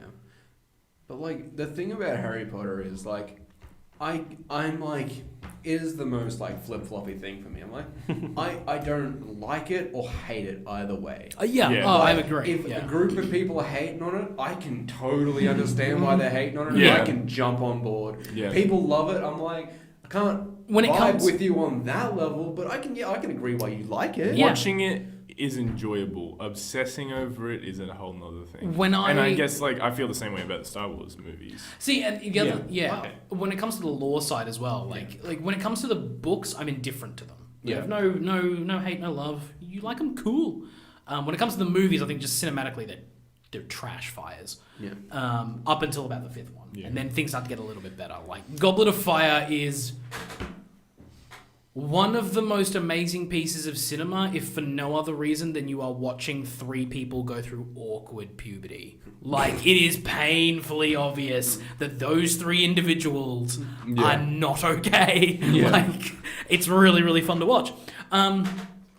But, yeah, like, I like the idea of the world of Harry Potter, but, like, one of my biggest gripes is always just, like, I want to hear more about Ravenclaw and Hufflepuff. Like, I want to know more about I guess that's them. what they're doing with the Fantastic Beasts Not thing. really. That's just setting Yeah. up the Wizard Hitler Wars. Like, that's all that is. They're going a lot into the lore. Like, But I hear those movies are trash. I The have- first one's fine. Yeah, the second one's apparently god awful. Like, Yeah. it just. yeah, I fucked with watched so the many first characters. one. I haven't seen, but then again, I didn't even watch the first one in But, good like, quality. Does the Fantastic Beast stuff, is that at the formation of Hogwarts? No, No, it's So like, that's what I want. yeah. If you're gonna do like a Well, they were prequel- talking about doing that. If you're gonna do a prequel, go back 200, 300, 400, however many years it is, and go Yeah. back to the formation of Hogwarts, and let me see them. I think that's the problem at the moment is that they've for some reason moved to Fantastic Beasts when everybody was saying they want a prequel about how Hogwarts started, and people have also been like, we want a continuation about Harry's kid, and they've been talking about doing those things for years. Well, doesn't Well, they did do Harry's Kid. It's the stage play. Yeah, the stage play Yeah. called The Cursed Child. Yeah. And it's not good. Like, the production of the stage play is amazing. The actual story and what it does to all the characters is bad. Oh, okay. Because it wasn't written. Well, J.K. Rowling didn't write it herself, but she did have like a producing Help. role in it. Yeah. And she's probably going to be bad if she did write it herself. Anyway, the other prequel that people want to let them roll is like Harry's dad's generation and like the That's original not- Order of the Phoenix. Like, Yeah, okay. like that all Maybe. stuff. I Like, mean, But one generation back isn't far enough. No. I need more. want any of that. I'm Yeah. happy I'm for them good. to just be like, Harry Potter, sure, let's do a stage play, and sure, Fantastic Beasts. Just leave it alone. It was never that great. No. the thing No, is that but those it movies has became potential. billion-dollar movies. Yeah, but like, should you exploit something for its potential, or just If you leave it ca- the fuck alone? If and you be can like, get good stories out of it. yeah, Then- If you can actually get a legitimate... And I think you could legitimately get a good story out of the formation of Hogwarts. Telling that story could actually be fun because what you get... Because from my understanding, the formation of Hogwarts kind of lines up with how magic kind of gets, like, reined in the world. Yeah. And Yeah. the rules are set and what you can and can't do it kind of all happens around that similar time frame. Yeah. yeah. Which means you can tell a story in a world where pre-Hogwarts there are no rules. You can do what the fuck you want with that world. But is and the thing is is Hogwarts the first school because they do mention other schools? Yeah, of and course. Other schools have so would you have to bend it so that Hogwarts Well- was the first magic school? It's the first English one. Like, there's pretty much one per country. or, Yeah. like, one And I believe... per, Yeah, per but the I believe motherfuckers it's- can fly. Oceans mean nothing. But I believe at some point they do say that Hogwarts is the oldest wizarding school. I doesn't believe... necessarily mean It it's has the some first. amazing upkeep. But if it's the oldest, Yeah. I know it doesn't mean it's the first, but if it's the oldest, it implies that it was the first one built. Yeah. I see where you're going with that because it would the story of that would be awesome. Okay, so the four houses are the four strongest fucking wizards, and then you get to see them. If you're going to control all wizard kind, you're gonna need to be the strongest. I don't think they are. They Because never said- Ravenclaw was, I'm pretty sure, I need to remember, but I remember them saying that Dumbledore's niece was actually the lady who started Ravenclaw, No. or something like that. That's Dumbledore's like really young in comparison to the age of I Hogwarts. don't know. I think her last name is Ravenclaw, so maybe she just married. Maybe Yeah, she's Rowena Ravenclaw. Yeah, of the- Rowena That's the Ravenclaw. original, but that's like hundreds of years ago. No, Rowena Ravenclaw is Dumbledore's niece. Dumbledore's like 120, not hundreds, like not 1,000. Oh, that's. years I'm old. just saying what I heard in the but movie. the bloodlines could have crossed. At Yeah, some Yeah. point. if that's At which yeah. point relation, but I don't think starting right. No, because as far as I was aware, these houses are made up of the names of the people. Yeah, from- Godric Gryffindor and Like- all that. Yo.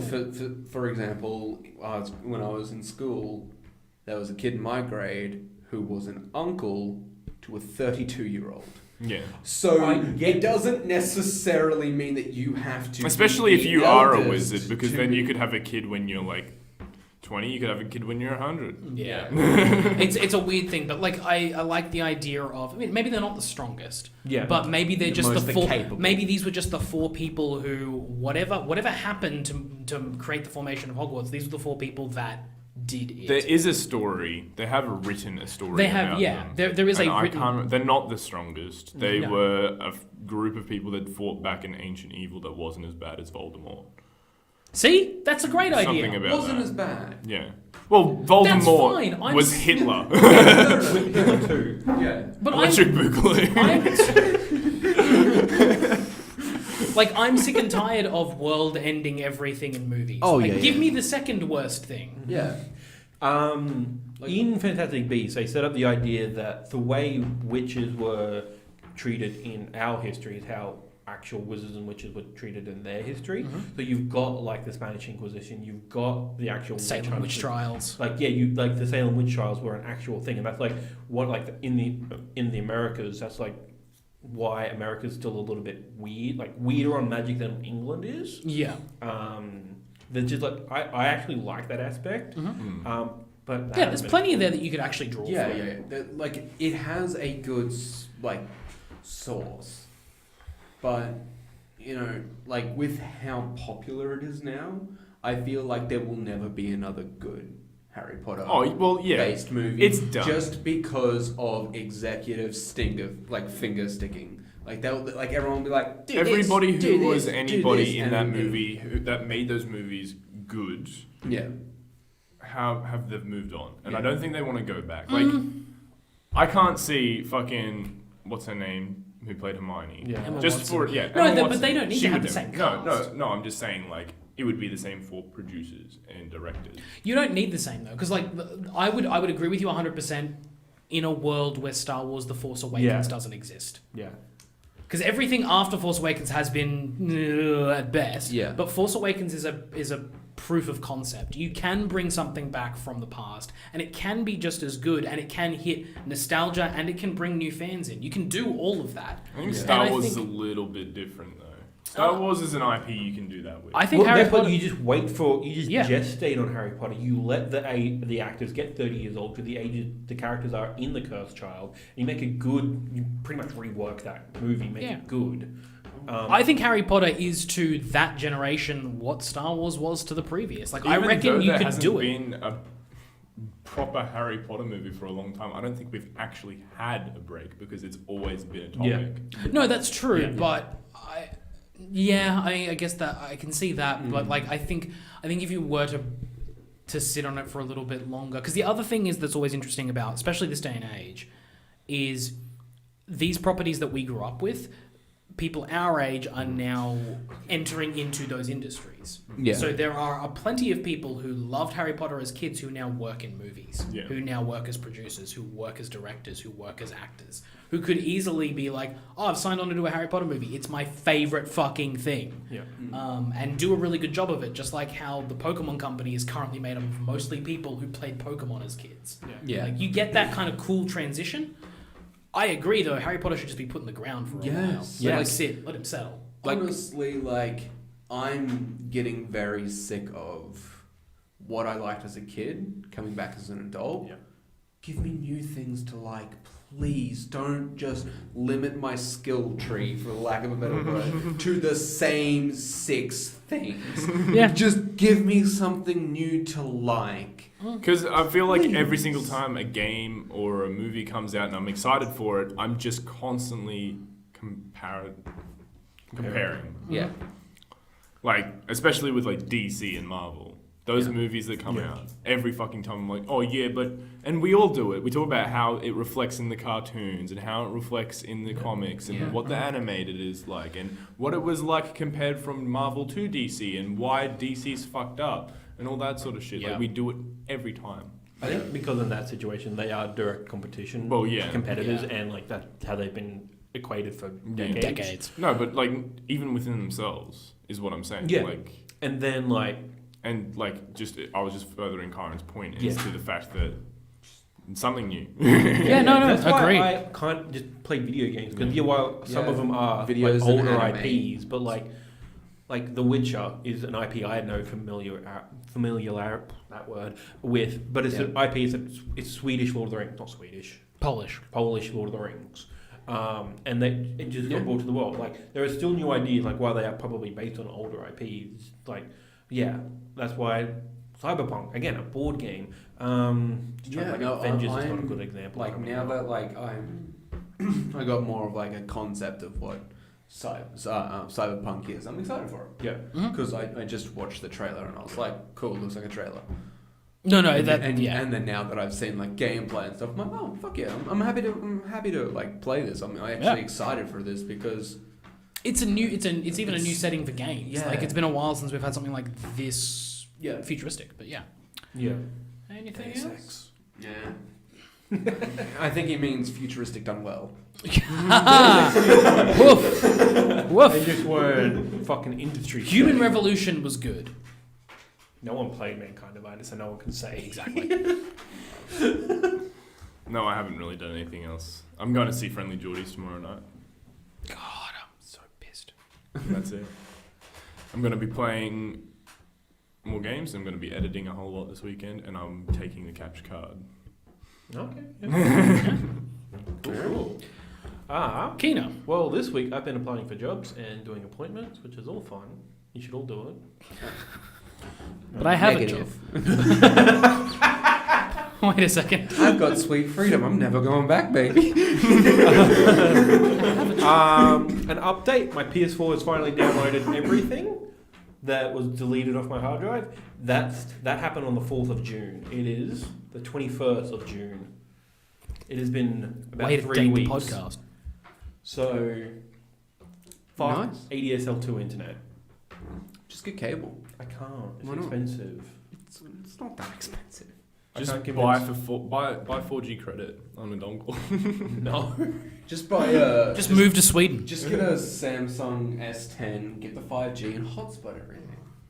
No. Yeah, that won't cost him a fucking fortune. Just do it. It's alright, you're going for a job. You'll be alright. No one's fucking hiring, and I've been applying for 6 Just months. take out a loan. You're gonna be indebted for the rest of your life anyway. So yeah, that finally finished downloading, so that's good. My PS4 can finally rest. Not in rest mode. It can just power down. And then I started playing Final Fantasy XII because I'm going back to Roma and I'm taking the Switch back. I'm like, I'll just start this up.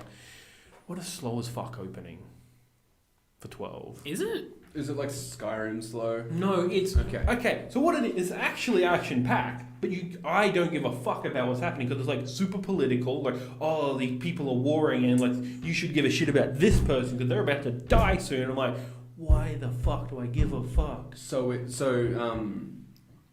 Is it kind of like Dragon Age Inquisition?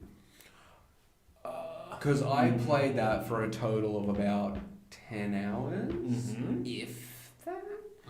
And I just dipped. I couldn't give a shit. I didn't know anything. I was like, who is this? Why am I doing this? The lead director on this Combat's not even game that is... cool. This is what he does, though. Because Vagrant Stories is very similar. Did he do tactics as well? Any game that happens in Ivalice. Okay, that's why I I can't get remember into that tactics either because I've started that game so many times. Like, I just Are you talking about the kinda- GBA tactics? Yeah. I And the love original. that game. There is a I don't know different what's going mindset on. that you have to have going into 12. And this is actually the reason I love it so much. Gotta put on your Shannon Cap. Yes, put on your Shannon Cap, comes with a ponytail. I can just imagine you like sitting on your couch and it's got a picture of Shannon's face and it's also got like a ponytail at the back. Made from Shannon's hair. That would be weird. He doesn't write get it in a stories. loot box. Now I No, get in surprise mechanics. Now I get it. I understand. God almighty. He doesn't write stories that are about big things or big people or important people. His stories are always about shitty, low people. Yeah. And the biggest thing about his stories is that they are never about the end of a conflict. they're always about the middle of a conflict. When you end a game with him, your world is just as fucked up as when you've started. There is no happy ending with his games. And it makes for a more interesting character dynamic. Yeah. I'm waiting to get there, but at the moment, like, the betrayal and the dude assassinated the king, and now they're the consul of the new area. I'm like, I don't care about this area yet. And Vaan and Penelo are dry at the moment. Like, just dry. Vaan and Penelo are dry. Yeah. And it gets you to go into the most interesting area to do your quest. It's a desert. I'm like, apparently this game gets good, and I'm not like, I don't have any of the cool battle mechanics yet. Yeah, you're very early. I'm only an hour and a half in, yeah. Oh, okay. Yes, I'm just like, but it just starts like, this is, whereas like, I feel like in 10, I'm like, oh shit, Sin, like, that's like, it just gets going, like, every other game, like, even 9 starts off slower, but stuff's happening. Sin. So that game. That's 10. Yeah. Oh, okay, yeah.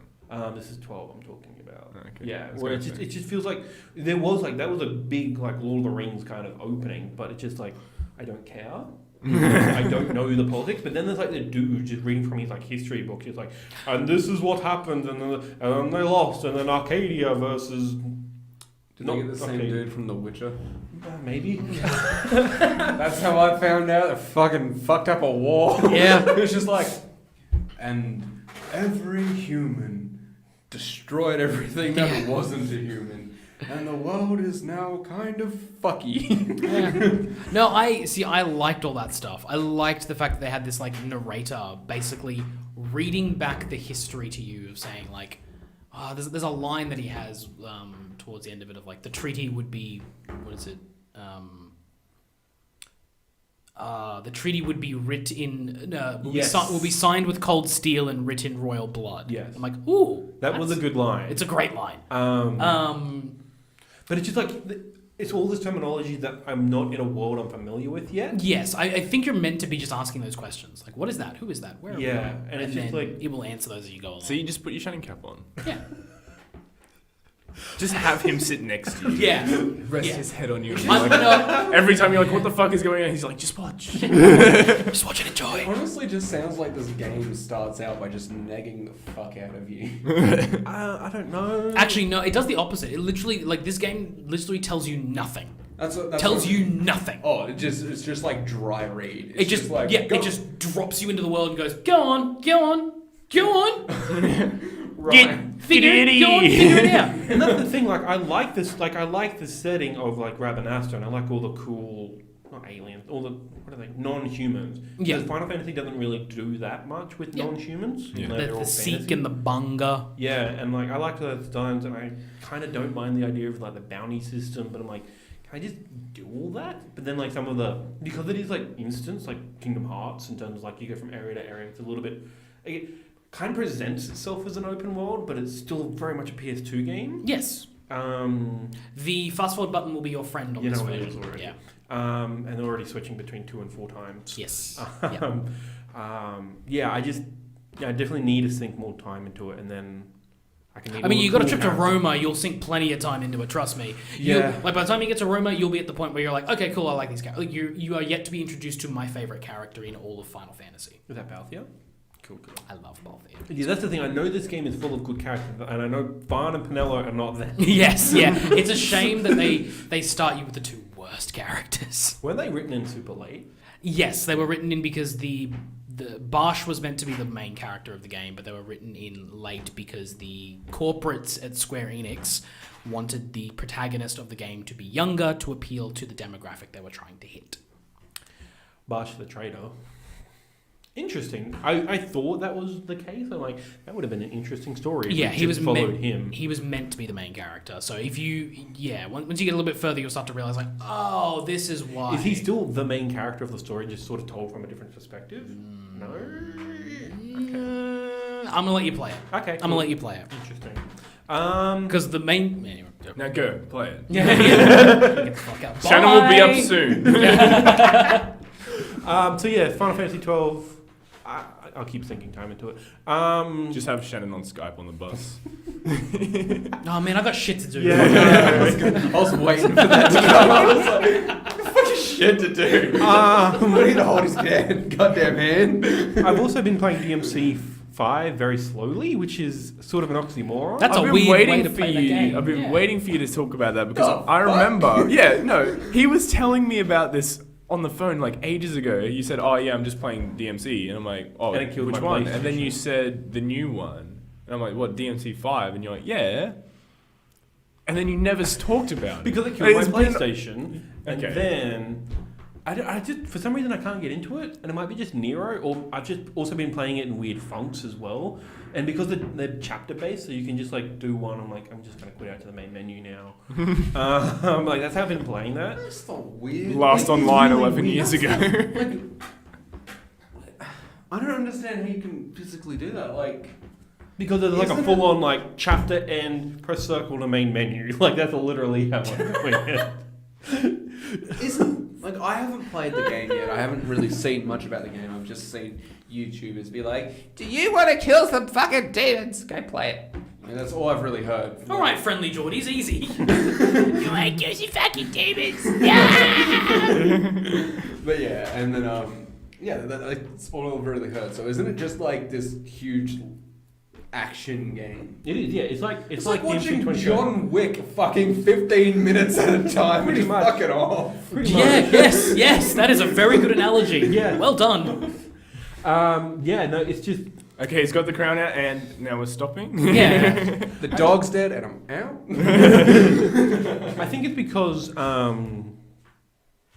the story just isn't hooking me yet either. Like, oh shit, Dante may be dead fighting the biggest evil they've ever fought. I'm like, cool.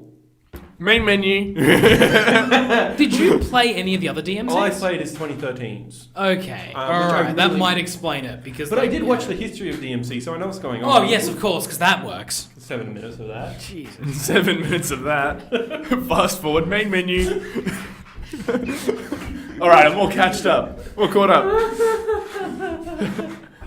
I know what Virgil's about now.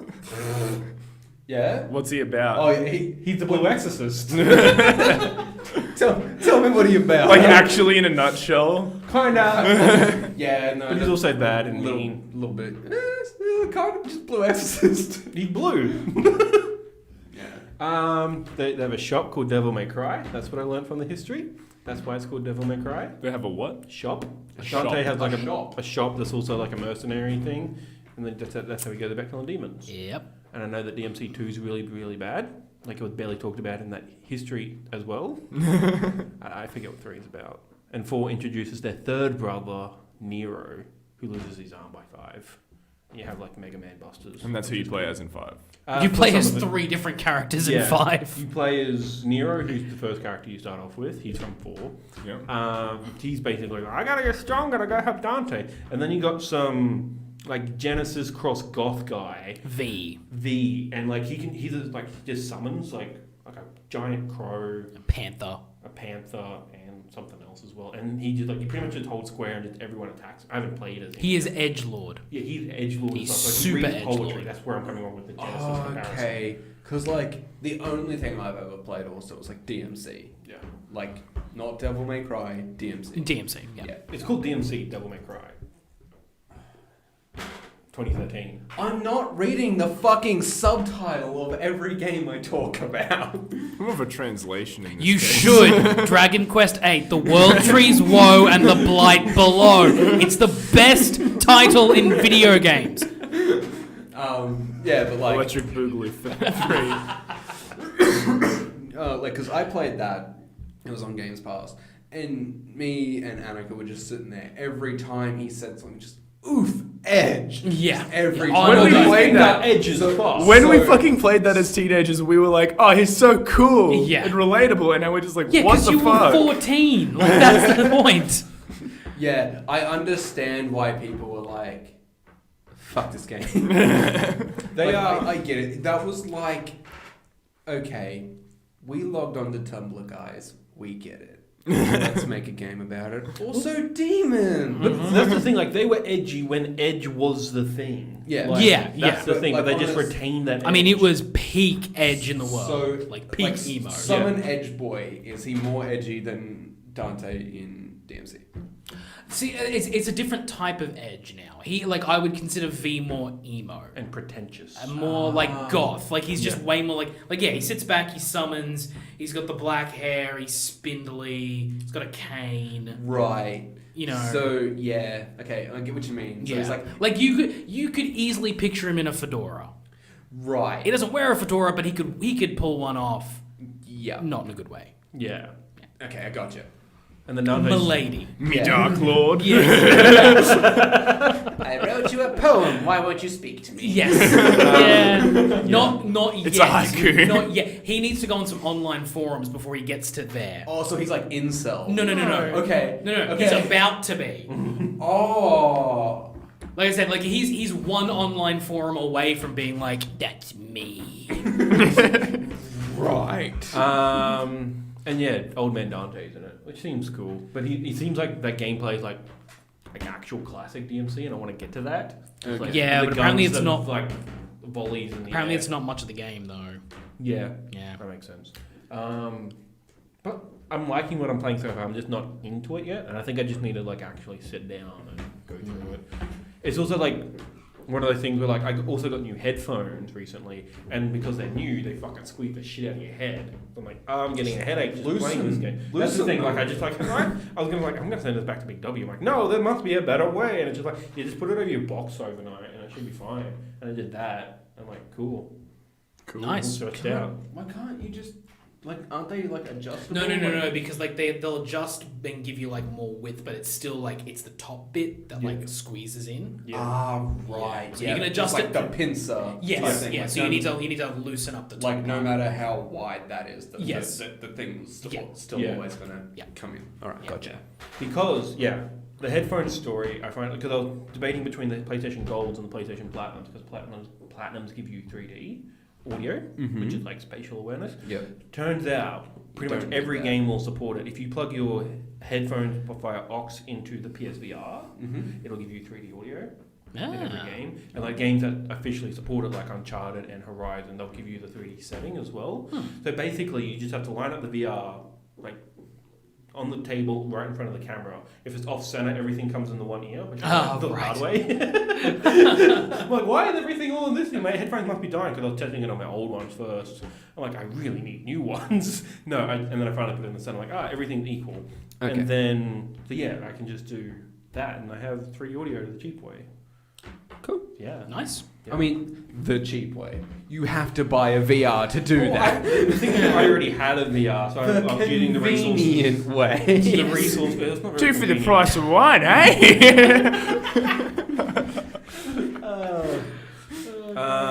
Yeah. I just remember when I first got that pre-owned VR, and I just looked in the box, and EB Games chucked in those shitty $5 fucking earphones that they kept on trying to throw off to people. And I looked at them, I'm like, yeah, this ain't gonna cut it. I'm sorry. I'm trying to put those in your ear, and they just hurt Free me. earphones. Yeah. That's the thing, the VR headphones that comes with it. I like how they're designed because they're meant to stick into the headset. It's an aux port, and then it's in the just another nook that they put in there. And so you're meant to have the 3D audio and just buds. So it's a simple way to go about it. But then you can have proper headsets on top of that. Yeah. Which the golds are more designed for. So yeah, I'm interested to see. I've been doing a bunch of audio research lately, and I'm ready to have Dolby Atmos in my house, but I am so fucking poor. Sound is not that important to me. It was never There but are certain. It depends on the There are person. certain. I'm the same. I don't give. certain. Can I hear it? Yes. Good. All right. Yeah. We're good. Can I kind of tell where it's coming from? Yeah. Because I generally despise playing with headphones on. I won't do it. I prefer it. Yeah, like I said, it's Yeah. a difference between I don't care about the sound quality Yeah. as long as I can hear it, and that's why I prefer headphones, because my hearing can be a little bit bad at times. So I got headphones, it's in here, and then I can just ignore anyone else in the house. I'm just playing my games. Yes. You got blinders on. Me and my games. Yes. But you'll love VR. So earbuds, I don't like them because I play games. When I play a video game, I fucking spend a long time doing it. Yeah. Yeah. So it ends up hurting my ears. Yeah. When I wear headphones. I'm like, Yeah. it's squashed my ears because I've got big weird ears, and it just ends up hurting. Yeah. Like I'll go to sleep at night. I'm like, oh great, I can't lie on my Yeah. fucking side. Yeah. Yeah. I hate this shit. So like that's like it sounds better, yes, and I can just zone out and do the thing. But I'm like, fuck that. Also, ADD is a son of a bitch, and I always have to be doing something else. Yeah. So I'm like playing a game, something's up there. Yeah. Or like something's on my phone, or Yeah. you know something else is happening. And we're just like, cool, now I can do things. Yeah. And not feel like I'm wasting time. The thing is, the only reason I've started caring about audio now is that it's specifically like object based. So like it's Dolby Atmos it simulates where the sound is coming from. Like if you've got a proper surround sound setting, it will actually like someone like it wasn't Atmos, but it's a good example. Captain Marvel, when someone knocks on the door in her friend's place. It sounds like it's literally behind you because it's behind Captain Marvel at the time. You're like, oh, that's interesting, that's cool, that's good audio design. Yeah. More games like that are slowly doing that, like Xbox games with Atmos. I think Resident Evil 2 is part of that, which is like a horror game. That game is very audio focused. Yeah. I just want like the best version of that. Yeah. And it's the same with 3D, like that's Sony's version of it. And the only way you can do it is at the moment is via either the headset, the $250 headset, or a VR, which is also a $250 headset, but you need the different processing ways. box specifically. Yeah. But like PS5 is just going to have that built in, Yeah. which I'm interested to see how that all works from there. Yeah.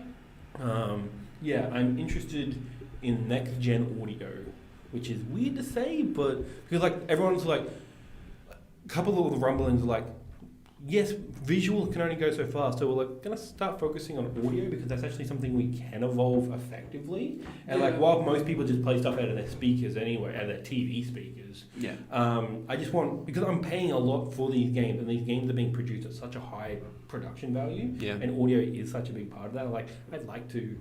Yeah, no, like I totally get where you're coming from. Yeah. It's just not important to me. Yeah, it's only just become important to me, and like because I'm hearing impaired, it's just like get the best experience I can to get as much out of it as I can, as opposed to just missing half the shit that comes out of the speakers. Yeah, which That's I totally fair. get. Yeah. Anyway. Yeah, I think that's it. Audio. Audio is good. Sound is good. Yeah. If you like those sounds, hit the like. Hit that like button and subscribe. If you have any questions, like, do you know the difference between Dolby Atmos and Dolby Pro Logic? I'd like to know. One's really old. Okay. If If you want to correct anything we said, Yeah. I'm sure we said a lot wrong. Oh, for sure. Especially about Harry Potter. We Go fucking hog No, wild Fight me, bitch. on the Harry Potter stuff. I guarantee I know more than you. Fight me. Come on. If you want to fight Kyron, I have a lot of free time. Come at me. Patreon.com. Find his description. Find his address in the description. Patreon.com/Amalgam Show. $50 a month, you get to fight Kyron. And fun pizza time. $70, I'll let you win. That's the official tiers. Check us out at The Amalgam Show and theamalgamshow.com for our website and blog. New $70 Patreon Oh, I forgot to subscriber, mention, Dean I Kaminsky. will be writing a review for Dragon Quest XI once I finish. Awesome. Yeah. That's good. That's part of the reason I wanted to play it. Cool. Try and get it out before Switch comes out. That's the idea. Cool. That's all for today. Bye. Bye. If you buy. If you buy, bye. Like the second player is just Navi. And Zelda's just there. All they do is just like keep pressing the A button, and it's just like, Hey, listen. And then like fucking spam that shit. Like, you like this? Spam that shit, and then the fucking like enemy just goes.